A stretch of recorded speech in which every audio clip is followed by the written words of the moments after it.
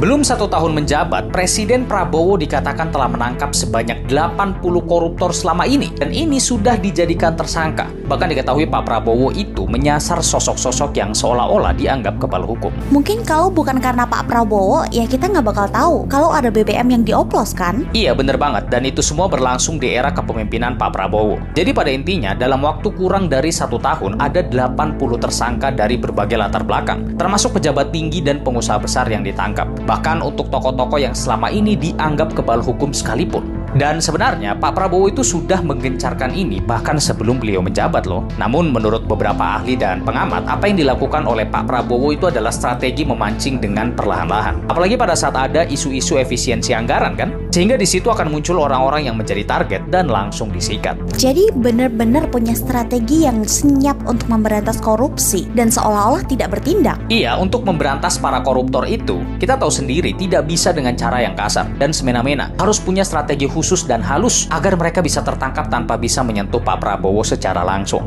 Mari kita tunggu kabarnya, akan ada tokoh-tokoh besar siapa lagi yang bakal terungkap kasus korupsinya dalam beberapa bulan atau mungkin di tahun depan.